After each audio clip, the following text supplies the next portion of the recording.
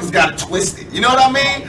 We got organization because we peak game. And it's not the mob really that we seeing, it's really the government. They the biggest mob. That's who we study. Governments. Pac stood up, and it's the first thing you've heard him say in like 2 weeks of court. You know, Your Honor, and throughout this entire court case, you haven't looked me or my attorney in the eye once. It's obvious that you're not here in search of justice. So therefore, there's no point in me asking for a lighter sentence. I don't care what you do because you're not respecting us. This is not a court of law as far as I'm concerned. No justice is being served here. And you still can't look me in the eye. And so I say, do what you want to do. Give me whatever time you want because I'm not in your hands. I'm in God's hands. You can cut the tension in the courtroom with a knife. It moved the whole side of the prosecution. I didn't say it like Pac said it. The way Pac said it, everybody's eyes in the courtroom watered up. Nobody could speak for a minute. Brave motherfucker, yo. Peace, family.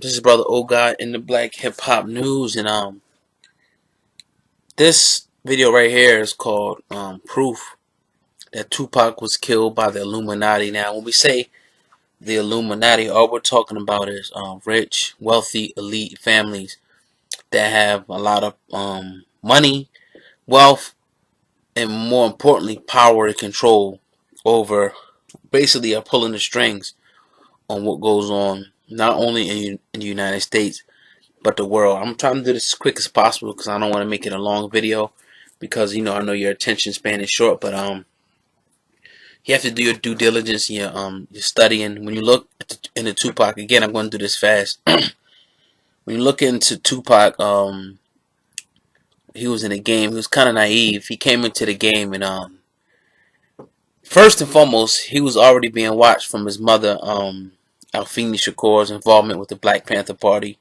with Tulu Shakur, which was his stepfather.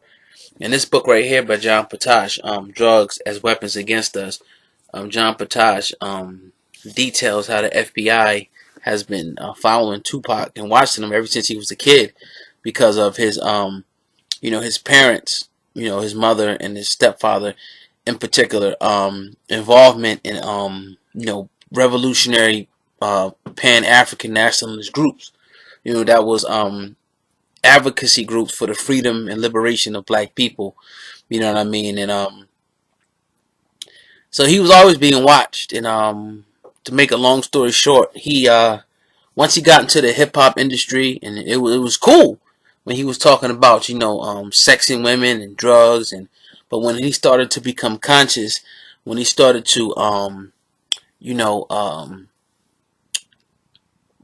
see what the industry was really like and what was really going on, when he saw the scope of what was really happening, he began to speak out.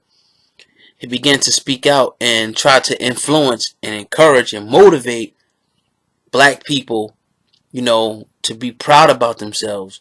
He began to tell black people, look, your plight in America is because we was put this way. They put crack into the you know, the neighborhood. They did this. They promoting this music. So therefore, the government will be your enemy. This is what Tupac's message was. Illuminati. So when you say Illuminati, all we're saying is rich, white, wealthy, elite, powerful families. You know what I mean? That pull the strings. And at the bottom of this system are black people globally. So this was a problem for Tupac. This is a problem for black people when you see the conditions in the ghettos the way they are, the black on black crime rate, because these were all set up conditions. So Tupac began to speak out against that in his message, you know what I mean, Illuminati. And you know, in this excerpt here, he begins to talk about he didn't know what would cost him his life and death. So what they started to do, right, and Jay-Z even alludes to this in his Grammy Family freestyle. We have it posted up. The same sword they knight you, they going good night you with. Shit, that's only half if they like you. Don't believe me, ask Michael. See Martin, see Malcolm, see Big, see Pac, see success in his outcome, see Prince, see all these people, right? And we see that when you look deep into it, you look at a lot of stuff Tupac was saying, you know, basically was media.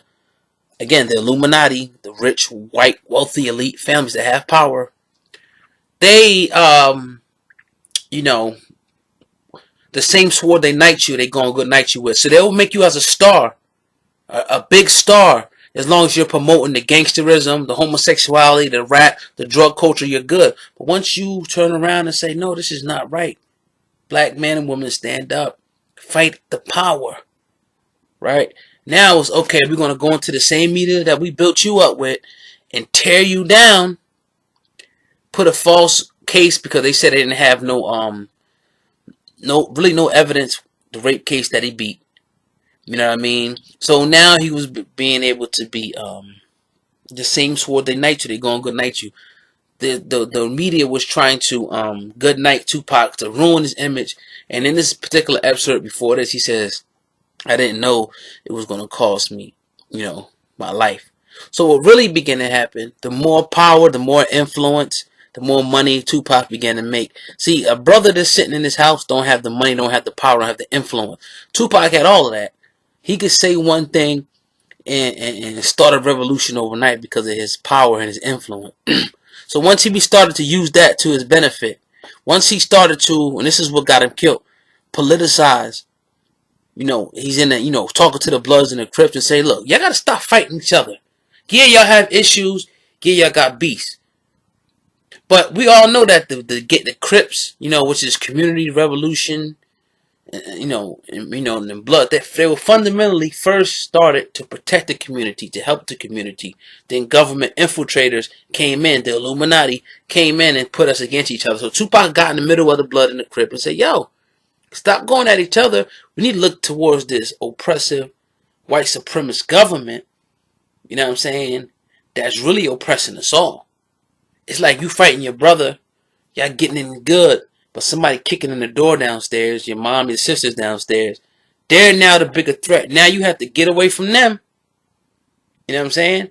You got to stop fighting your brother and turn to that. So when Tupac started to politicize the gangs, this is when, you know, they sent in, you know, the shooters and whatnot. And do your research. It's already been proven, right? It's already been proven that the FBI was following Tupac every day. So how could they not find this killer? It's already been proven that the United States government has killed Dr. Martin Luther King. So it's not far-fetched that they would try to, J. Edgar Hoover's own words, stop the rise of a black messiah who can electrify, who can unify. You know what I'm saying? The militant black nationalist group. Who are militant? Thugs in the hood.